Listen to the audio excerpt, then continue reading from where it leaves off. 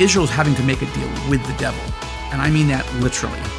Hamas is a satanic organization. These are demon-possessed people. So that's who we're having to negotiate with.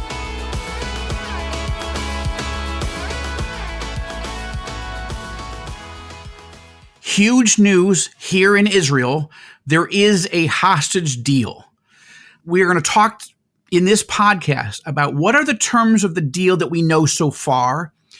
What is the price of the deal? What are the controversies related to the deal? Should evangelical Christians be happy, grateful, or was Israel bamboozled by Hamas and its radical Islamist terror network? Hi, this is Joel Rosenberg and Lynn Rosenberg, founders of the Joshua Fund, with a special report of the Inside the Epicenter podcast. As we record this, we are on day 467. 467 days since Hamas invaded Israel on October 7th, 2023. 467 days where almost 100 Israeli and American and foreign hostages have been held in the Gaza Strip, many of them in those terror tunnels that I've had the rare and harrowing opportunity to go into, but I only spent a few hours in them. I cannot imagine spending 467 days. So probably the biggest news night in Israel since October 7th, there is major news breaking of a deal between Israel and Hamas. Lynn, as not only my wife, but the co-founder of the Joshua Fund and the co-host of Inside the Epicenter, let's just start with you. Just what's your initial reaction, as a mom, as an Israeli, as an American, as a Christian? Well, I mean, you know that for more than a year, like you said, 467 days, we've been just praying daily. I wake up every morning, honestly, imagining what it would be like to be a family member of one of those hostages, a mother or a father or a sibling, a spouse, realizing afresh every morning, this is the reality, that my loved one is still being held there in these horrible places by people who are not feeding them, who are not giving them medical care, who are moving them from place to place, torturing them, who are using them as human shields. Yeah, who are torturing them, but also who are mocking them. Mm-hmm. We had the honor to meet with Aviva, Siegel, just a month or so ago, and hear from her. Someone who she was held hostage for almost 50 days and 51, was, yeah, mm-hmm. or 51, and was released, but her husband Keith is still there. Right. So that was the first person I thought of, was Aviva, right. And I hoped that Keith would be on this list, and he is on this list. Right. So yeah, I just want them out. I want them out of there. That was the first thought. The second thought is, wow, what are we going to have to pay for this? What's the price going to be? And it's a very, very high price. Yeah. For our listeners, just to update you, I had the opportunity to spend several hours with Aviva Siegel again, just this past Monday. We're recording this on Wednesday night, January 15th. The deal is supposed to be signed, to be clear, on Thursday, January 16th. And the deal is supposed to go into operation on Sunday, January 19th, the day before President Trump takes the oath of office. We're going to talk about those elements in a moment. And again, we're going to walk you through some of the terms. But on Monday of this week, just again, context, I had the opportunity to spend a little over an hour and a half with Aviva Siegel, whom, Lynn, you rightly mentioned. We had the opportunity, and it was one of the greatest honors I have had since this war began, because it was our first time, to sit with a woman who actually had been held hostage, taken hostage, held hostage, tortured, and still had her beloved husband of over 40 years. They met when they were teenagers, still in those tunnels. And so on Monday, the news was starting to break that a deal looked like it was in the offing, that there was the highest level of sort of chatter, you'd say. Yeah, the chatter was building rapidly. Yeah. There was a lot of hope and optimism. But as people who watch the Rosenberg report will see, she said her first reaction was she was jumping for joy. She was so excited. She was cheering. And then she caught herself. She said, I've been through this before when I thought it was going to happen, but maybe this is just psychological warfare. Maybe Hamas is just completely messing with us. Maybe they're going to, pull the deal back at the last minute. So she was really going through a lot of mixed emotions. She was very emotional on the set. She was in tears often, but you're right. So maybe we take a moment, and why don't you walk through some of the first things that we know so far in terms of the terms of this deal? Yeah. Well, it seems like this deal, like you said, will be signed tomorrow at 11 in the morning, and then we'll begin a 6-week first phase. And during the 6 weeks, the first 6 weeks, they're promising to release, Hamas is promising to release 33 of our hostages. Now, the hostages they're going to release, they said, are women and children and men over 50. Right. And so that's the first 33.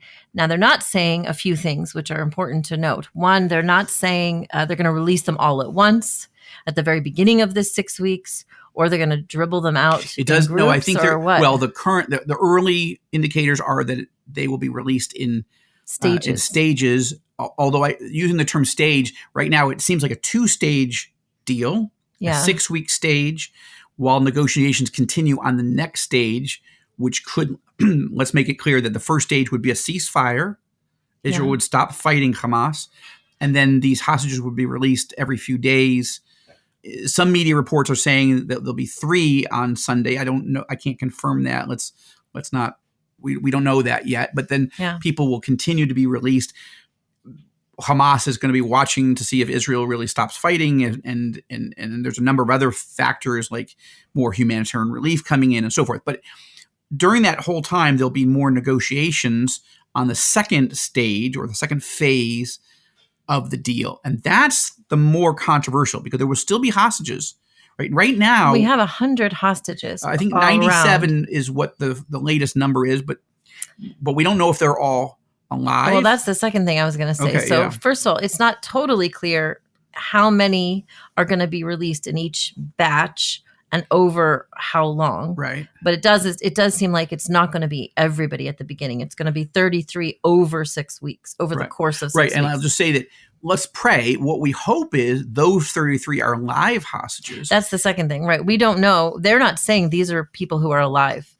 This could be horrific that 33 people's families are going to, of course, be hoping to be hugging and talking and reunited with their family member. But it is possible some of those 33 are not alive. It's possible that or all of them. I mean, yeah. God forbid. But I would have to believe, I want to believe that the Israeli negotiators, that they know, but it's just not being announced yet, because the emotions are so raw. Imagine yourself being Aviva Siegel. Like, is my husband Keith coming out alive?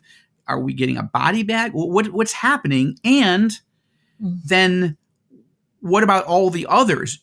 Out of the 97, this is 33. So there's, 64. Are they all dead? Are some alive? And if they're alive, what's the next price that Israel has to pay? Because what Hamas is demanding is that this next phase is a total end to the war with full Israeli withdrawal. And so far, Israel's saying, heck no, we're not doing that. But apparently, Hamas is under enough pressure right now that they are willing to get started, because they're under tremendous pressure. Israel has been dismantling Hamas day by day in a pretty dramatic fashion, and they are feeling the pressure in those tunnels. So we're very hopeful that over the next 6 weeks, that we are going to see 33 hostages alive, walking, reunited with their families. And that is an amazing answer to so many prayers and hopes and longing for so long. So that's our greatest hope, that we're going to really see them over these next 6 weeks. What is Israel's side of things? Besides a ceasefire and humanitarian aid you mentioned, but we are giving up people out of our prisons. And Right. what's All right. that story? Let's hold that and come back and talk about what's the price of this deal, and what's therefore the controversy and how are Israelis reacting to this news, and also how's the international community reacting. Very interesting. I'll just say up front that the deal was not announced by President Biden, though he moved quickly to go on live television to say, blessed are the peacemakers. And he talked about, the broad strokes of the terms of the deal. But the way the world knew that the deal was happening was President-elect Donald Trump put out a message on his social media account, Truth Social, announcing it. And without getting political, because both teams have credit here, but it is important to note a few dynamics that have changed in recent weeks. Why now? Why is this night different from all other nights? We'll get to that.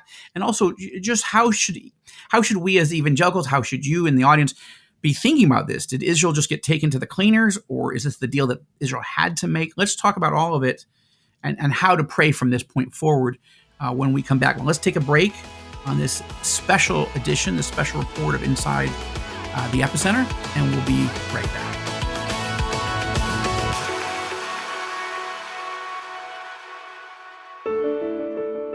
Our passage for today comes from Isaiah chapter 61, starting in verse 1. The Spirit of the Lord God is upon me, because the Lord has anointed me to bring good news to the poor. He has sent me to bind up the brokenhearted, to proclaim liberty to the captives, and the opening of the prison to those who are bound, to proclaim the year of the Lord's favor. Going ahead to verse 3, to grant to those who mourn in Zion, to give them a beautiful headdress instead of ashes, the oil of gladness instead of mourning, the garment of praise instead of a faint spirit, that they may be called oaks of righteousness, the planting of the Lord, that God may be glorified. Would you join us in continuing? I know so many in this audience have been praying for our hostages to be released and for all the people that are suffering on both sides of this war to find hope in God.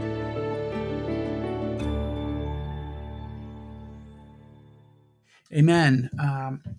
Please pray for the emotions of all the families, also the emotions of the hostages themselves. There are going to be preparations for them to be moved, from one tunnel or one building to a point where they can be released. They may start to get a sense that something big is happening. But then the question is, what if they see people even in their own dungeon being released and they're not? They won't probably be told what is happening, whether they are being left behind. The psychological warfare, cruel, demonic mind games that Hamas has been playing. We heard firsthand from Aviva Siegel where they wouldn't let them talk. They wouldn't let them, cry, where they were not giving them water for a long period of time, giving them barely any food, no medical attention. So there's so little information that these hostages have. So we need to really pray. And then the Israeli medical system, the hospital systems are gearing up. We have no idea. They have no idea the condition and how. They don't know how many. They don't know how bad the mental and physical conditions are of those who are going to come out alive. So Israel is, on the one hand, Israelis, I think overall, I think it's true. There is a great sense of, let this please really be true, a sense of growing optimism. But there is also, everyone's sort of bracing, I think, internally, like we don't know what we're really getting. And it's, it's like a present that we're opening that we just don't know what's in the box. Right. Now, what is the present that Israel is giving back to Hamas in order to get this deal? That's the question. So this is the big controversy is, because America has had a general policy of we don't negotiate with terrorists. That's a very strong, clear policy. The problem is the United States has not always done that. It actually almost never actually kept true to that. That's the policy. Nobody does it. Remember back in 1979, there were 52 American hostages held by the Iranian regime in the American embassy in Tehran. The United States, under the Carter administration, did negotiate. It didn't work. It wasn't until the day of President Ronald Reagan being inaugurated on January 20th, 1981, that suddenly the Iranian regime got scared and thought, we don't know what Reagan's going to do. Let's just give them all back and be done with it. So there's an element that we believe Hamas probably is thinking similarly about Trump coming into office. He's unpredictable. And he threatened. He gave an ultimatum. There will be, this is a Christian podcast, but I'm going to quote the president in this case. There will be all hell to pay if Hamas doesn't release all the hostages by January 20th. Now, technically, they will not be releasing all the hostages by January 20th, but the deal is done.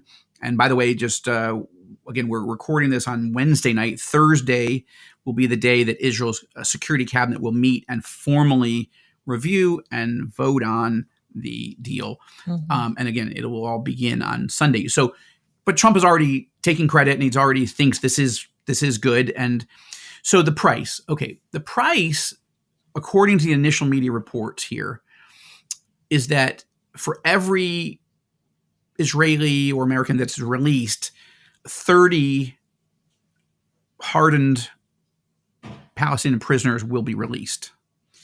For every Israeli soldier, I believe the number is 50 Palestinian terrorists will be released.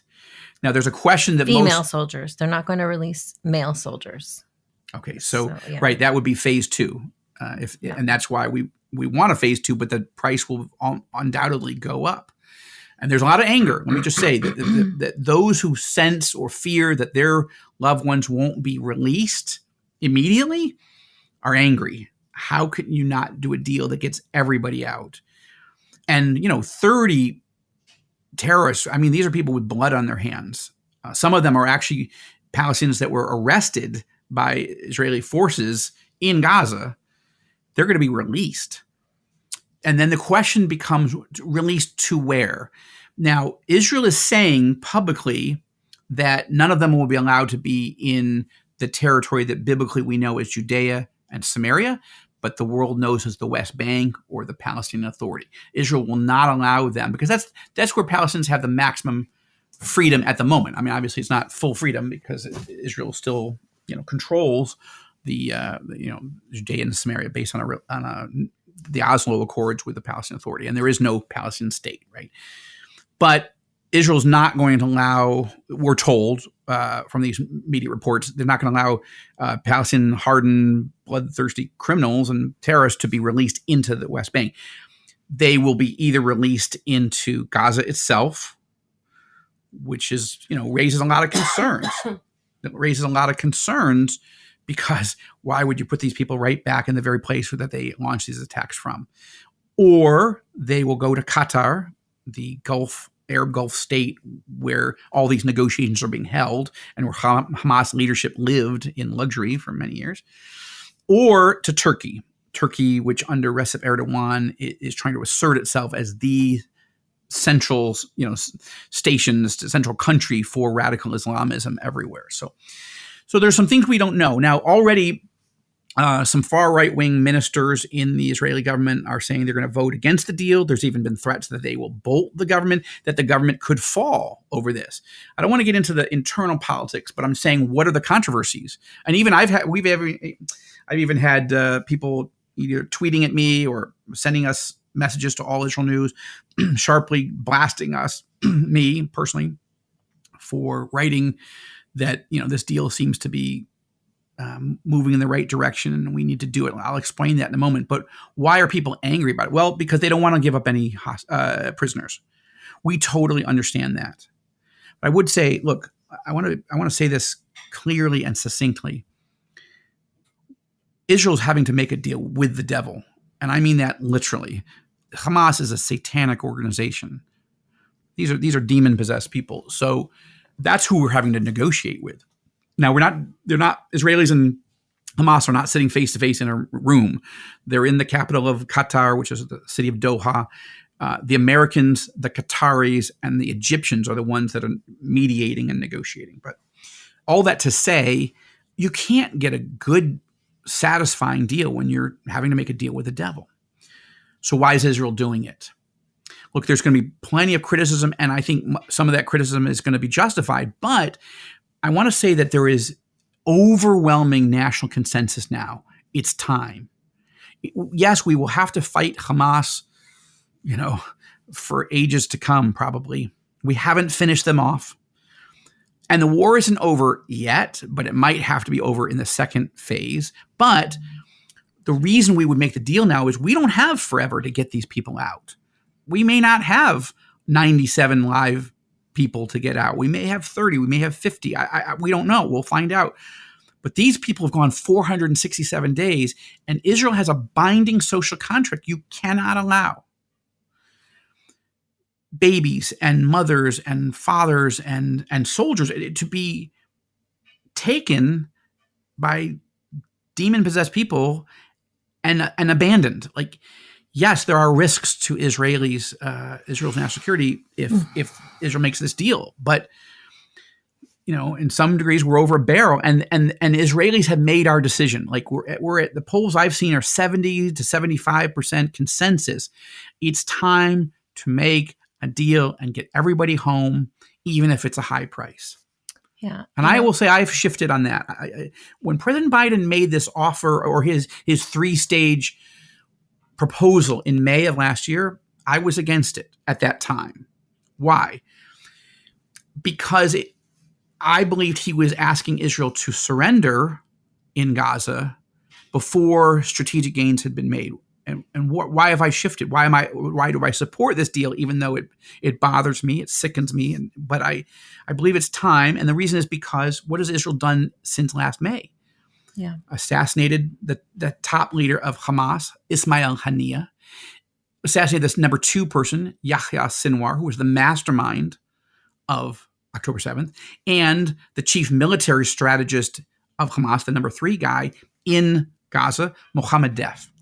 And of course, last May, Israel hadn't invaded the southern city of Rafah.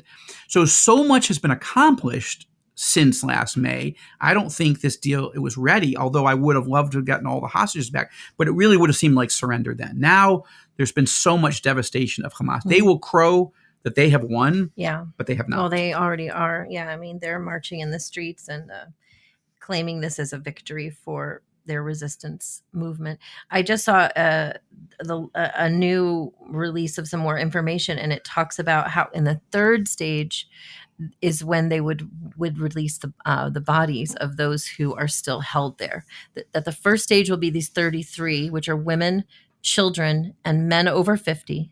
The 2nd stage will be the remainder of the living hostages. Okay. We don't know what that number is. Right. And that the 3rd stage will be the bodies of those who are not alive anymore. So that gives a little bit of hope that these first 2 groups, that there are more than 33 alive. So I'm hopeful that yes, true. Or at least that the first 33 really are all alive, and that includes the Bibas children. Oh, so mention very important. Some of the video that people probably and the hostages that people around the world maybe know the most are this family, the Bibas family.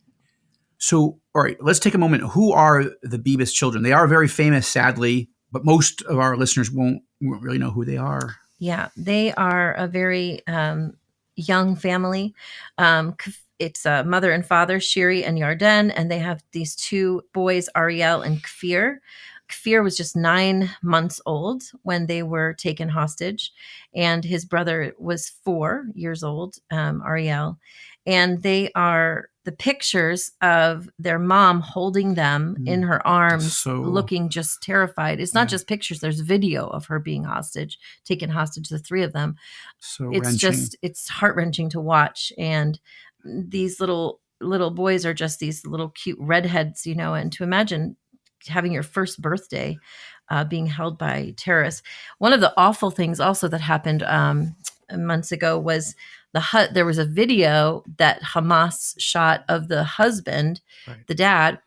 He's in a video, and they are telling him that his wife and 2 boys have been killed. That because apparently they were separate. They are separated. They're being held separately. So the mom and the 2 little boys are being held in one area, and the husband is being held separately.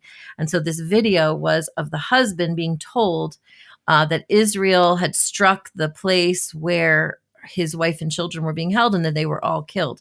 And so it's just it's terrible. It's warfare. It's so I mean, it's very, very horrible. and so we wondered, pray that, are they just torturing him and showing us this because this is who they are, propaganda. or is it true, that the mom and kids have been killed? So, Right. but their names are on this list of 33 in the first stage that they would be released. Please. There will be so much rejoicing to see these little boys free.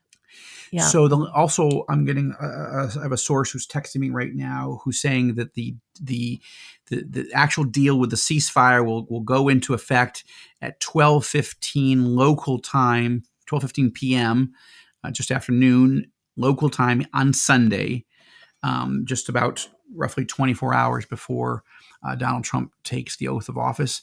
I think one of the things that I'm hearing from people is how well the Biden and Trump teams have worked together.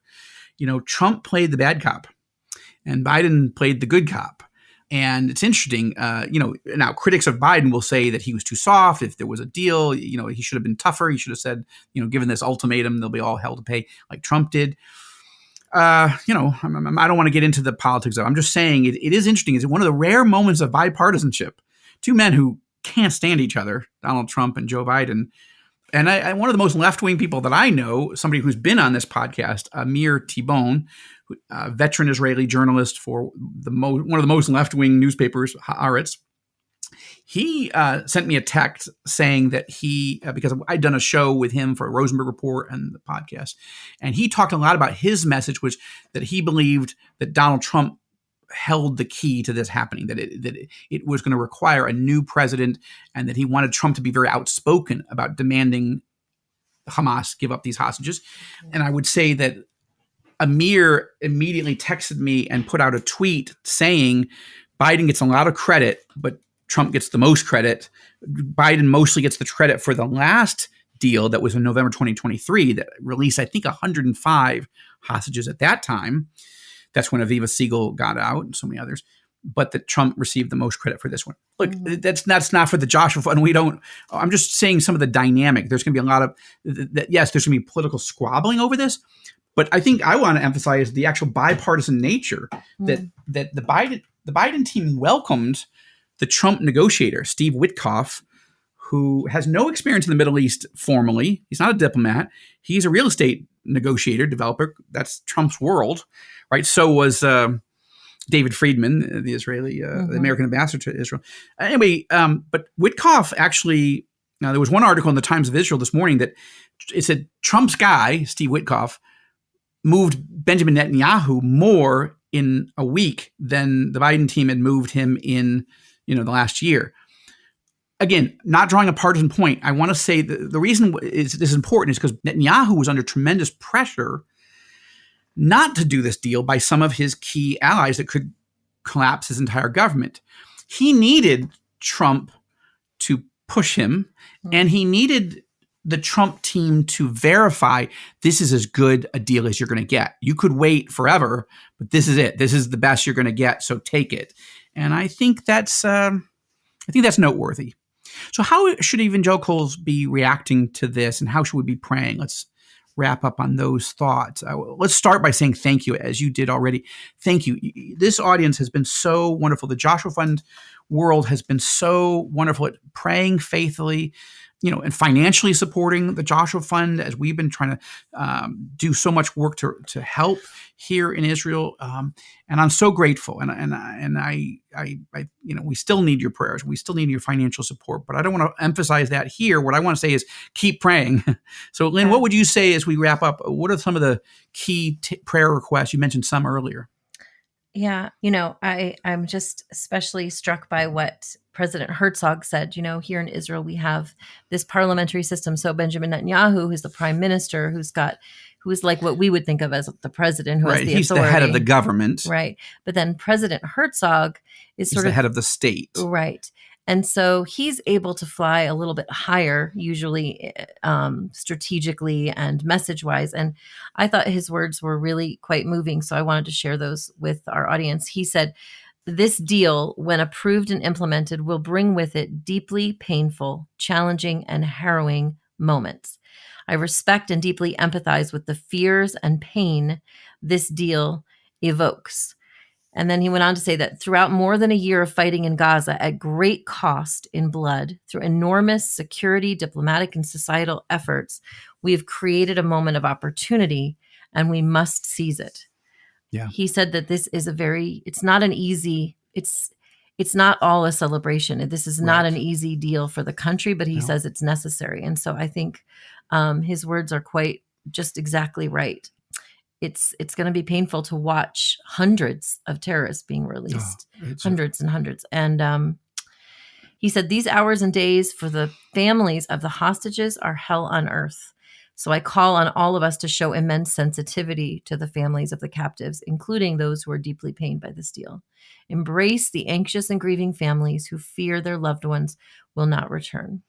So I think I love what he's asking us to pray for, really. I mean, we just had recently, Lynn and I, in December, had an opportunity. We got invited by him to come and sit with him and at the presidential residence and have a meeting. Then he asked me to come back. Lynn wasn't able to go, but Joshua from colleague and I went, and we've been building this relationship and trying to understand his perspective. And thank you for noting that, seeing it, and then bring it to people's attention. He's a voice of reason here. He's trying very hard to be a nonpartisan president, because that's not the job of the president, is not to drive direct policy, but to represent the overall nation to the world and to each other.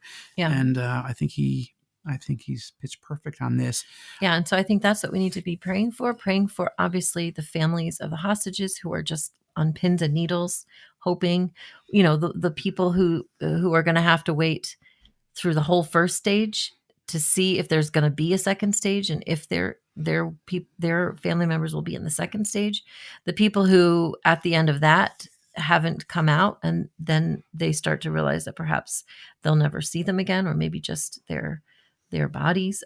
This is going to be a hugely emotional time, and it's being stretched out over 6 weeks just for the first stage, just for the first 33. So that's going to be really hard to watch, and it's also going to be hard for people whose young sons and daughters and husbands and wives have been fighting in Gaza and who feel like, I put my child's life on the line to risk it for this country in order to capture these terrorists, and now we're just letting them back out. We're just sending them free. So there's that pain as well, to think, are we just going to have to fight this same fight another day later?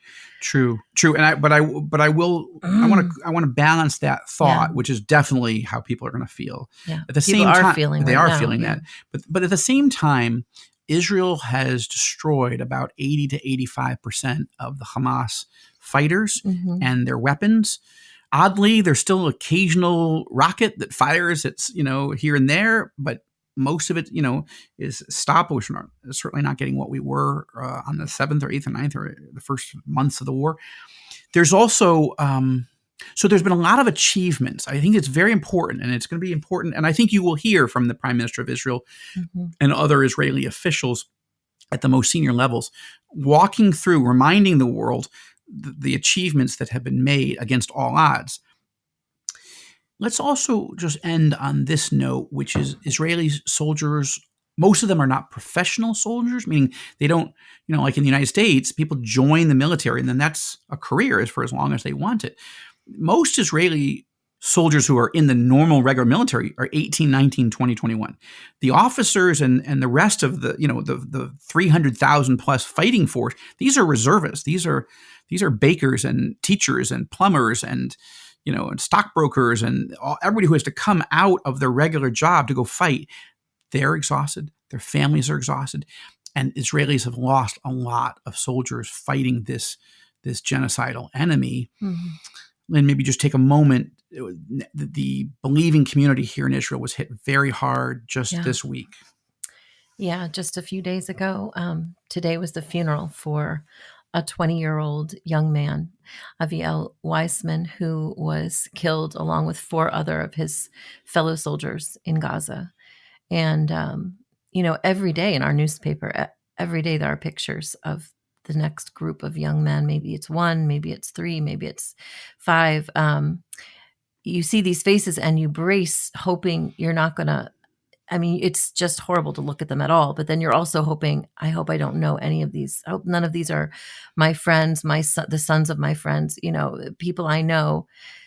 And so a few days ago, for the believing community, we had one of those moments that we dread, which was one of our own, a sweet family up in the north, up in the Galilee, who've done so much for the Lord in this country, and to lose a son, a 20-year-old son, is just devastating. Yeah. Devastating. The mom does some work with All Israel News. The dad is very, the family is well known, as Lynn said. So be please praying for the Wiseman family. Mm.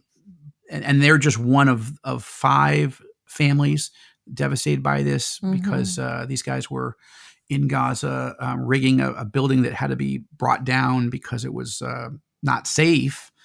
And it's not clear yet whether there was an attack or whether their explosives detonated early. But somehow there was an explosion and the building collapsed upon them. And just, again, so I just want to say in personal terms, again, the believers, the Messianic body here in Israel have been reeling, as has the entire nation, for every soldier fallen. Mm-hmm. So the long-term trauma of this is something we're going to have to talk about on other programs. And you've begun to talk about with Shelley Myers, the counseling that's going to be needed. Also the war restoration, the war recovery efforts. We're going to talk about that in the podcast to come, because the physical reconstruction, the spiritual, the emotional, the physical, it's daunting what's ahead of it. This is not a war that's going to be over. This is a war that the effect is going to go on for a generation. Yeah. I mean, I serve on a school board here of a Christian school in Jerusalem, and we've been told by healthcare professionals that once the war ends, there's going to be at least a 2-year, we should plan for a 2-year just psychological recovery for the children of this country. And that's just talking about Israel. I mean, if you can even imagine the things that there's so many orphans, there's so many people across the whole epicenter that are going to be in such pain, are already in such pain, but that pain doesn't just go away. And we need to be the hope of Christ, the love of Christ that is standing with them, that is offering very practical help and also eternal hope. And I think that's one of the things the Joshua Fund does so well, is the combination of those two things. And we really need people to stand with us for the long term. It's going to be a long haul, and we need people to think this wasn't just we respond in the court. We're moment. So grateful for how people have responded in this crisis. Remember a few years back when there was that explosion in the port of Lebanon in Beirut. People responded so beautifully. The church rose up and said, how can we help? And gave. And that's an amazing thing.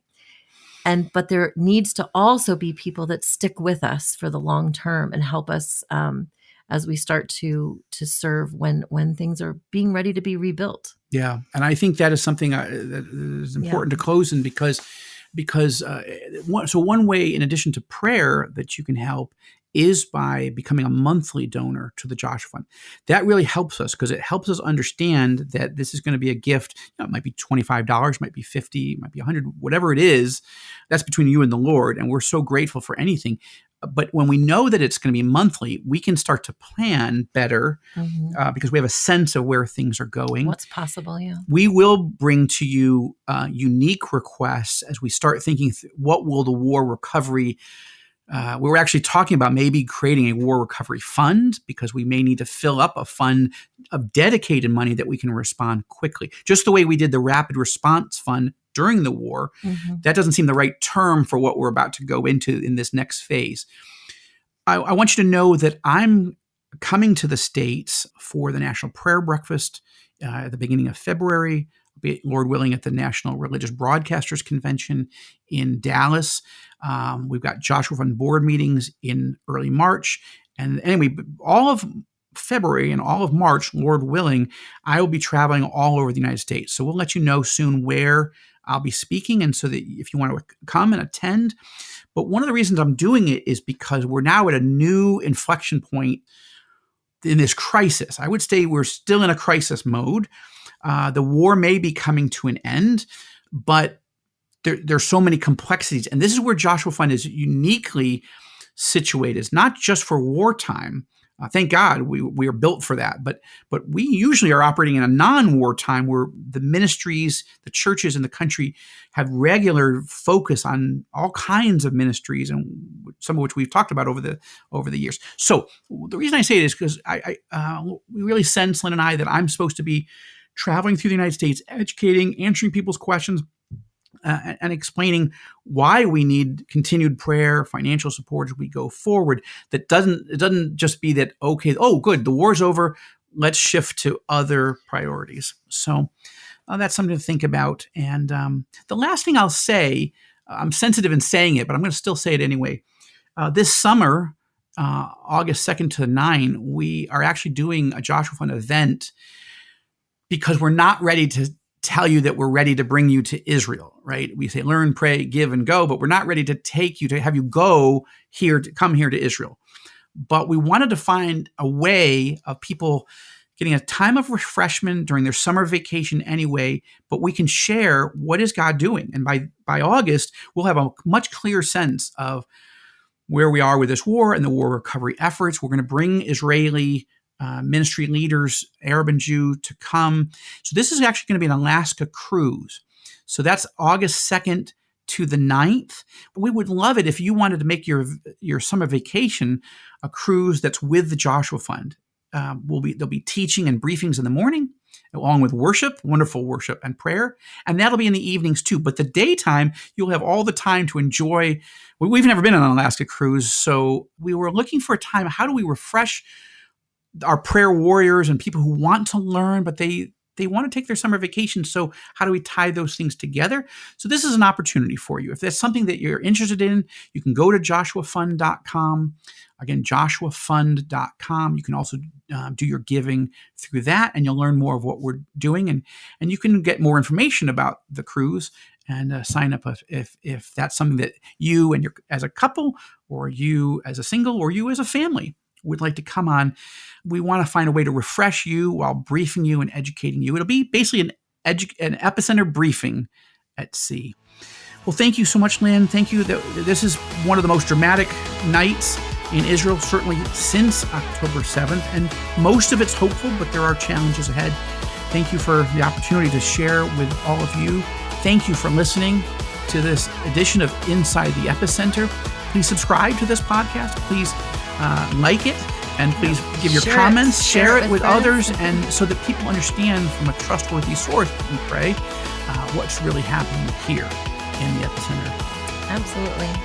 We look forward to having you next time on Inside the Epicenter. God bless.